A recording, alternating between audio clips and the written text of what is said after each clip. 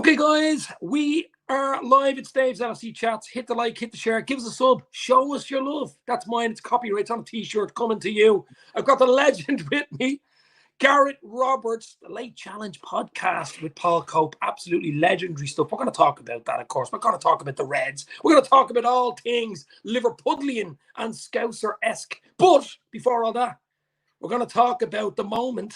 It was tomorrow last week in the morning. I think it was about 10:42 in the morning. My bloody phone exploded. It was in a JFK moment. Where were you? It's actually a JNK moment. Jurgen Klopp moment. And it's, where were you last Friday when all this happened? What was your reaction, Gareth? Wow. I was in work, mate. So I've just recently started the job, and it was only in my first week.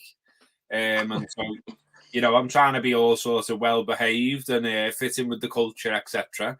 So I didn't have my phone on silent and turned over, just so it's not like distracting me. But you know, I've got an Apple Watch, and you know, like important alerts, like, you know, major breaking news or whatever pops up on my watch. So it popped up saying, you know, Jurgen Klopp leaving Liverpool at the end of the season, and I was like, what? And I was like staring at it for ages, thinking, oh, you know, it must be a joke, or like it's, you know, they've been hacked or something. So I went on my phone to check it, and I still sort of didn't believe it. It was just, you know, it came from nowhere, didn't it? I don't think there was any inkling that it was going to happen now. I think, you know, as many of us have said, probably including yourself, mate, you know, if it had come sort of last season, in some of the darker times last season, you could see it all seemed to be getting to Jurgen a little bit then.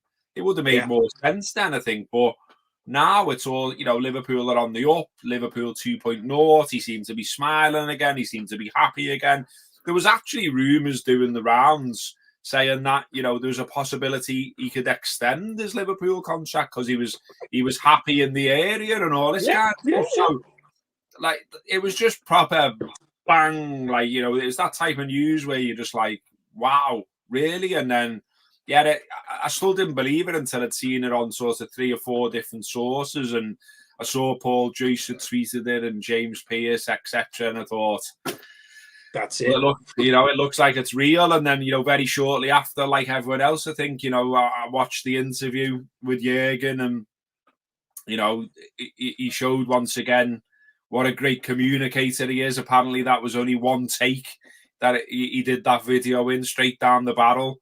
And, you know, I think you could see from that it's something that's been weighing heavy on him, that he's been thinking about for a long time. And ultimately, you know, we've got to respect the decision, haven't we? But it's a huge shock, as you say, mate.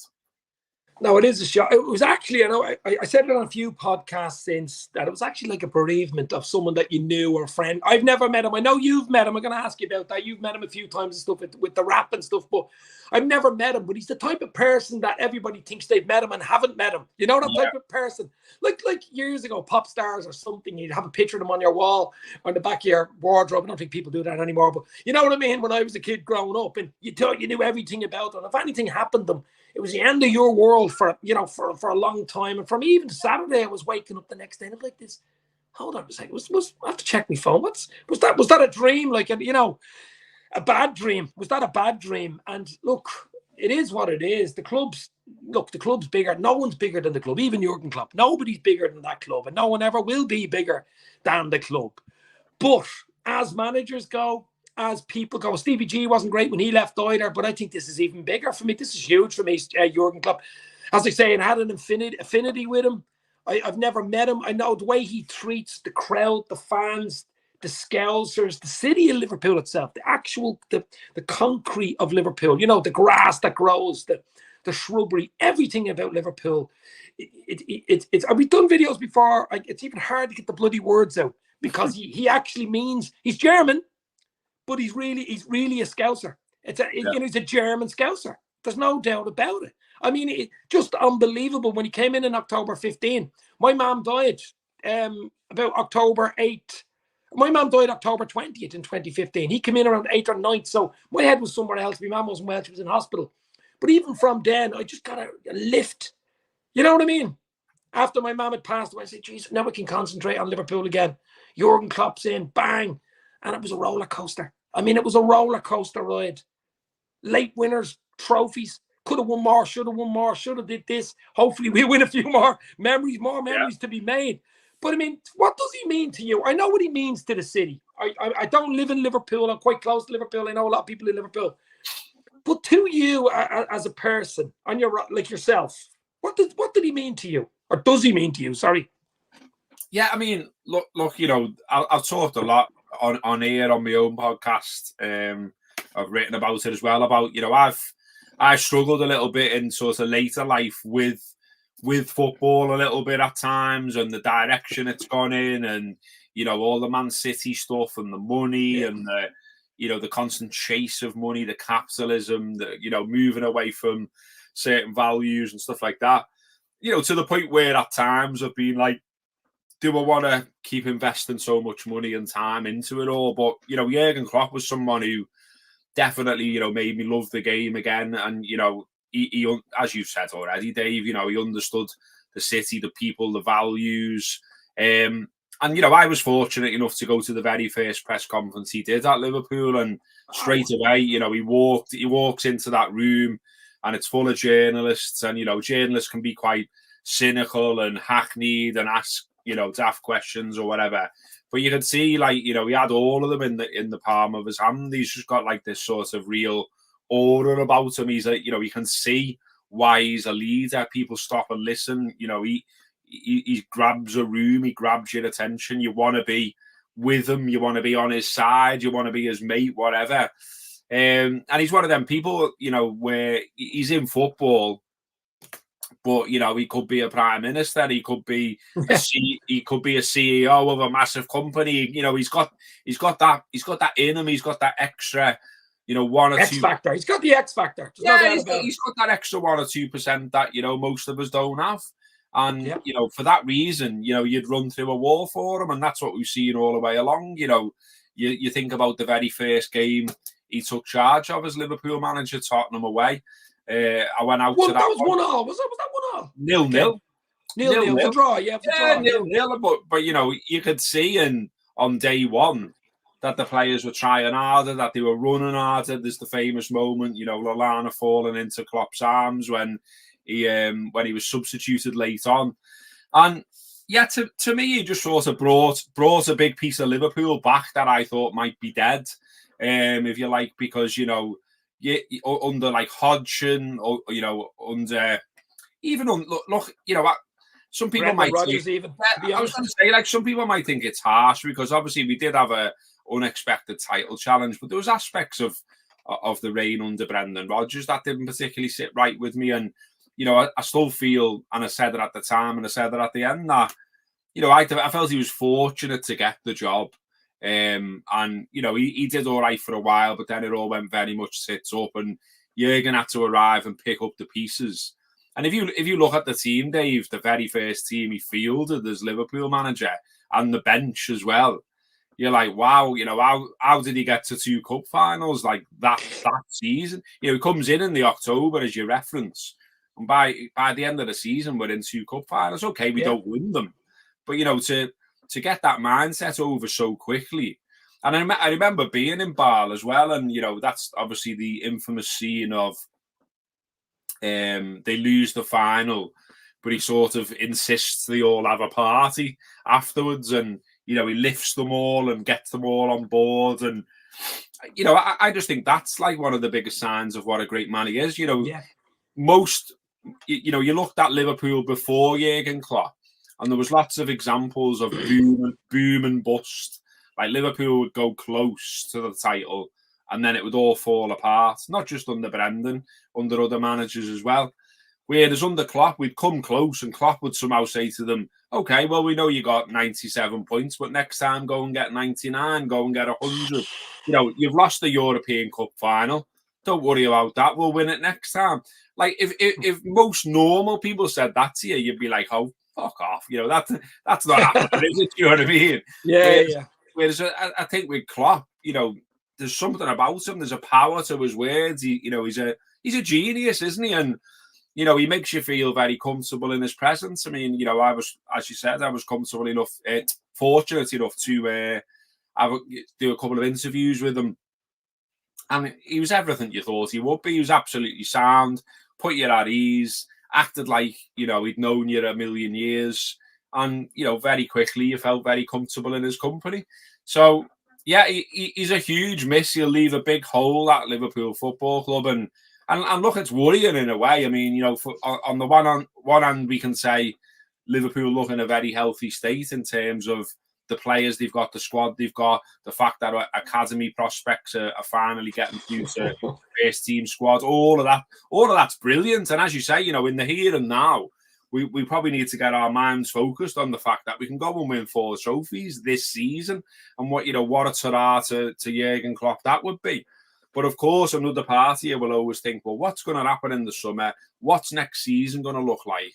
And as I say, you know, it's almost impossible shoes to fill, isn't it? You know, Liverpool are going to have to go in a bit of a different direction. Obviously, there isn't another Jurgen Klopp.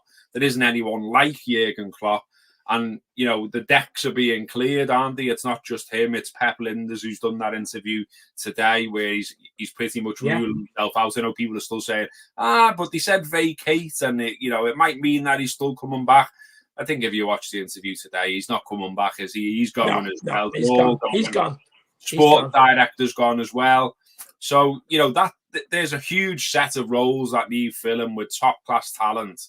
And, you know, all the best FSG, really. I mean, I hope they're successful, obviously, and I hope they do get the right people in. But I think it's a big ask, given what's just come before. And just one more thing, sorry, Dave, you know, to go back to your question about, like, what does he mean to me? Well, he's the man that ended the 30-year wait, mate, and that's always going to be top of the list in my mind, because I've been going to Anfield watching Liverpool since 1990. So I started going basically, you know, the season that followed after we'd won the title, if you like. So I was buying programmes in the ground, and it said on the top, Champions of England, but I didn't go the season before when we'd won it. Do you know what I mean? So I went to every one of those seasons where we didn't win it, basically. And, you know, there were plenty of times where I was coming out the ground, scratching my head, thinking, we're never going to win it. Yeah, we're never going to win it. And, you know, it felt like a curse. It felt like, you know, we were desperate never to do it. And we just had to, you know, we had to be happy with our lot of winning plenty of other trophies, but not that one. So he'll always be the man for me that did that. You know, whatever else happens in our lives, I think we're always going to remember that. After 30 years, Jurgen Klopp finally went and did it for us. Yeah, no, absolutely. I mean, I'm similar age. I'm probably older than you. I don't know what age you are, but I'm probably even older than you. But I do remember, and I'm just saying, even when we were something like 26 points ahead, I think, that season at one stage, we were a ridiculous amount of points ahead. I was still worried. Something might happen, you know, that type of way.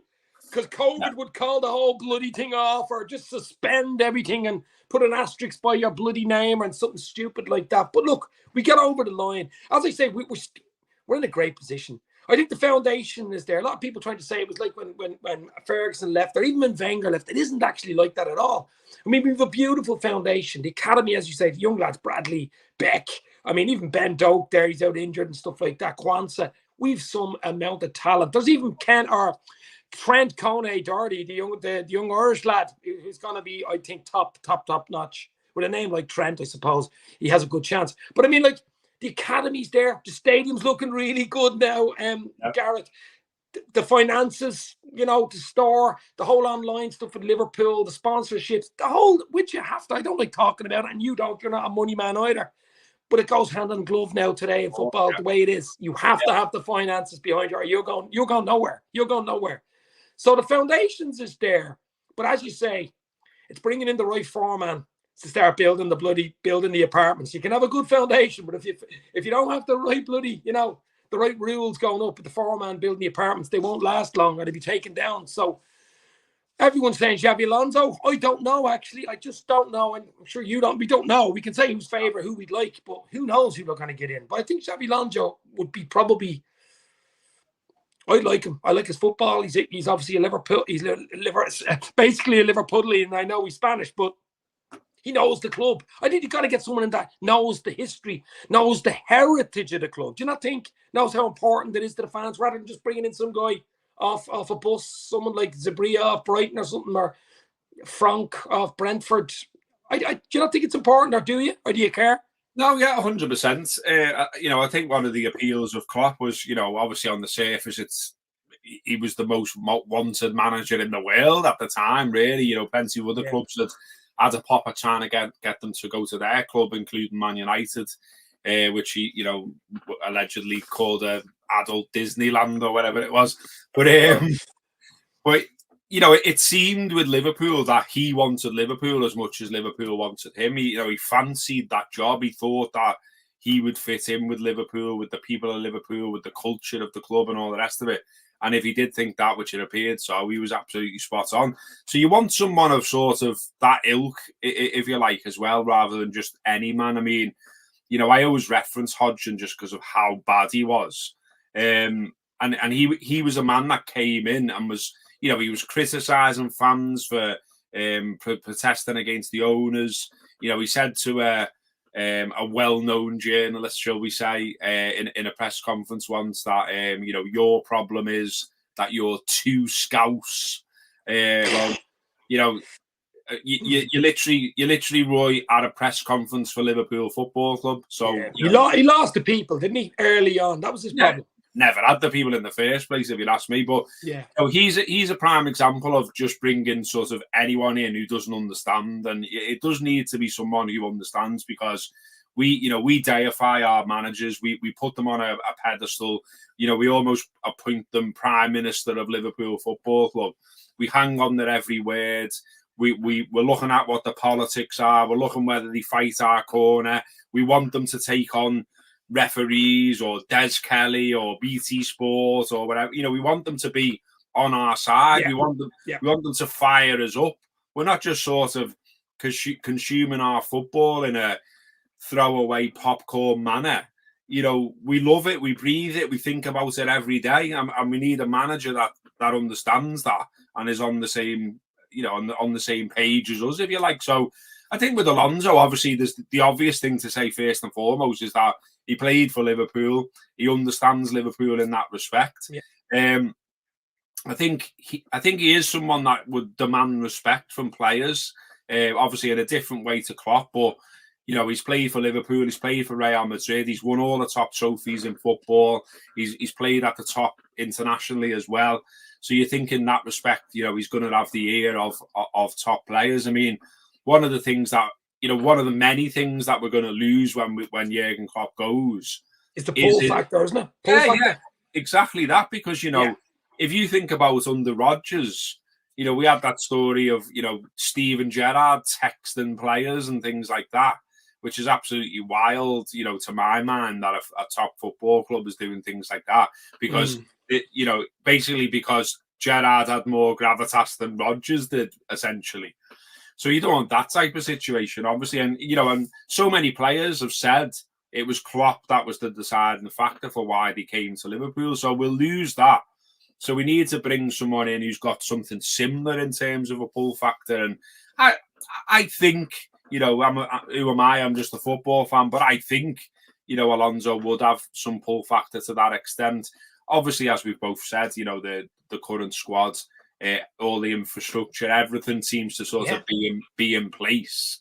So, I mean, in that respect, I think Alonso makes some sense. Obviously, some people are saying, well, how much has he done and how long has he been a manager? He's quite young. I think Klopp had something like, is it 14 seasons or something like that as a manager before he came to Liverpool. He'd obviously managed Dortmund. Significantly less, obviously, for Alonso. But when you look at the field, though, Dave, of who's being linked, it's not big, is it? I was going to say, I hate to say it, but there's not loads there that sort of tickles your fancy, really. There's your man Nagelsmann, who is the manager of Germany, but he's gone in July. Now, I think Klopp will eventually take the German job, because it's a much easier job than a 24/7, Premier League or a Bundesliga team. I think he'll eventually take it. But look, I don't want to waste too much time talking about who's going to come because it's hearsay, really, isn't it? Yeah. I think Alonso would be good for the club. I think whether they go for him, and experience seems to be a factor there, possibly because it's a big job. It's a bigger job for Leverkusen. You know that type of way. Yeah, of it's a big job. But we shall see. And you know what? It is a risk. There is a bit of fear there. I have to say, it has to be fear. From where do we go? You know, do we go left? Do we go right? Do we go backwards? Do we go forward? Who knows? But one good thing is, as you say, we have the foundations. We have a really good squad of players there. And I'm hoping we can go forward. It's going to be hard, but I hope we can go forward. So the rest of the season, we just talk for the next 5 minutes. We're really in a good place. I mean, League Cup final against Chelsea, who we beat last night. Were you at the game last night? Yeah, I went last night, yeah. Got a season ticket. What did you think of that? I was watching it on telly, but I mean, the first half was as good as I've seen in a long time. Yeah, it was great, wasn't it? I mean, I think there was a tiny bit of, trepidation in terms of, okay, we battered Norwich, but, Chelsea would be a little bit of a different kettle of fish. I think the last 7 games between the sides have been a lot of draws, yeah. And when you looked at it and how tight it is at the top, I think we were all going to it thinking, well, the draw's not good enough here. We need to go and win, and we need to go and win well. And look, they were at it, weren't they? Straight from the first whistle, it was like Klopp had turned the key in the back of every single one of them, and they all come out absolutely fired and blew Chelsea away. They had no answer for us. I mean, their one goal that they get only comes when he'd made all the substitutions, which I think upset the rhythm a little bit, but the performance was unreal, and it should have been more. We scored 4. Poor old Darwin, what? Poor old Darwin. Nunes has hit the woodwork 4 times. I wonder if he'll go into carpentry when he knocks off from football. He seems to love the woodwork, but yeah, we could have had a cricket score there, and no one would have batted an eyelid and said it wasn't deserved. So that's what we're capable of doing. And as you say, we've now got. I said before, and that it was massive to win in terms of the league, but it was also massive to win in terms of the League Cup, in terms of the psychological aspect. Yeah. Like if you're Chelsea now and you're trying to prep for Liverpool for that final, and you've been blown away, and then you're seeing Trent come on, Robertson come on, the cavalry come on, you must, they must be quaking in the boots, because what's their answer to that? And and who we were missing weren't even there. Mo Salah. Exactly. Endo, Thiago, exactly that. Satic. They could be back for the cup final. Who knows? Exactly that. And you've got lads like Conor Bradley coming in, man of the match, and an unbelievable performance, great finish, great assist. But you know what I loved about his performance, and I'm not seeing too many people mention it. There was a stage in the game where it just felt Anfield was, I thought the atmosphere inside Anfield was good. It was positive. They got behind the side. Everyone was a little bit stunned on Sunday, which you can understand. And there was a lot of gabbing going on, and everyone emotional. Yeah. This felt like the manager asked for it to be back to business. Let's get behind the side. Let's make it tough for Chelsea. I felt like we responded to that. The cop was good anyway. That's where I am. You always get the thing of, I'm in the cop, so when I come out and I see people moaning about the atmosphere, I think, well, it was all right by me. But I mean, I can't hear what it's like on the telly, or even what it's like at the other end of the ground. But it seemed good to me. But there was a little bit where Chelsea seemed to get like a bit of possession, and the crowd just sort of quietened down a little bit. And it was almost like Bradley took it upon himself to go and win the ball, to go and make something happen. And I love that about him. He's got ability. He's shown he's got ability, but he's got a little fire in his belly. He's got aggression. Tenacity. You want to look for his goal where he won the ball? Yeah. And then went forward and ran on. A bit like Robertson, to be fair, wasn't it? I better finish with Robertson, though. Very much like Robbo, yeah. Very much like Robbo. And I absolutely loved that. And I just thought, that sums the lad up, because he's put the goal's a great finish. And the ball in for I think Szoboszlai's header, that's a fantastic ball. Szoboszlai just basically said I had to just put my head on it. It was all about the cross that came in. But it's that tenacity, it's that fire, it's that aggression to want to go and do something that I really like about him. Because that's what you need in a winning side. And we've got loads of those type of characters in this side. And, you know, obviously you've had a bit of a narrative from, you know, the national media that, you know, the people who don't support Liverpool essentially, and they're saying, well, you know, will all this with Klopp affect them? Will Mo Salah miss him? Will that affect them? Yeah. Whatever they keep saying, whatever bit of negativity they keep throwing at Liverpool have an answer for it. And that's got to count for something. There's only 16 games left now, isn't it? I think in the Premier League. And, you know, I want the Premier League. Don't we all, mate? I think you look at that. You look at that fixture list, Dave. You know, when you get up the call, get it up on your phone. Look at those 16 fixtures. You tell me Liverpool can't win every single one of them. I'll tell you what. We've a tough one the weekend. It's still going to be a tough one, and we've the big one in the middle of March at Anfield against Manchester City. I think we've got to win that game. If you win that game, because you know the seasons we lost by a point, we didn't beat them. They usually beat us at their ground. We drew 1-1. Trent with the goal late on to get the 1-1. If we can beat them that's a 6-pointer. It's a famous 6-pointer. And imagine what it's going to be like in the ground for that, because you know we're going to be up for it. We can be up for it. People criticise the atmosphere at times. I've done it myself. You know, at times it hasn't been great, but when we need to be up for it, when the circumstances call for it. Yeah. Then Anfield delivers, and I think it'd be absolutely massive, that game. Guardiola will absolutely hate it. He won't want to come there. Their side won't want to come there. And look, you know, we've seen it with the old man shaking his fist at the cloud thing that he's done a few times. He absolutely hates it there. So we're already on the front foot, because we know the Man City manager doesn't like coming here in the first place. So, let's make that a crucial game, and let's get out of sight. Let's get the thing won, and let's get the other trophies falling in behind it as well. I'll tell you what, and I mean, there is a possibility, not just the way the stars align, but the Europa League finals in Dublin. I know. And that will be his last game in charge, senior game. Imagine winning a quadruple in Dublin. Now, that'd be just dreamland. That'd be just dreamland, wouldn't it? I mean, look, I'm not saying they're going to do it. I'm hoping they're going to do it. The main thing is, for me, we can win one or two. One big trophy anyway. Definitely one big one. The League Cup, I want to win it. I want to win everything. Because it gives you, if you win the League Cup against Chelsea in 3-4 weeks' time, that gives you, put it to the side, but it gives you the impetus going forward, doesn't it? Yeah, 100%. I mean, you know, you go back to, like, say, you know, 2001 when, you know, we win 3 trophies that season. Yeah. And, you know, we struggled a little bit to get past Birmingham, but once the penalty shootout was done and the trophy was in Liverpool's hands, then, you know, everything rolled on from there, didn't it? And, you know, what gets lost when people talk about that season is, we won 3 trophies and it was fantastic. We finished top 4. We also qualified for the Champions League. We got that done. We got that done as well, and that was why it was the overhead kick from Fowler. Remember against Charlton? I think it was away, wasn't it? Yeah. Absolutely brilliant. So that shows you when you get on a roll, when you get the momentum. And what I'm seeing from Liverpool now, it feels like that. We've got that already. That's happening now. Like, there seems, you know, I always talk about, like, weird narratives that I see from national newspaper journalists, because they don't follow Liverpool week in, week out. They don't live it. They just turn up and write about it.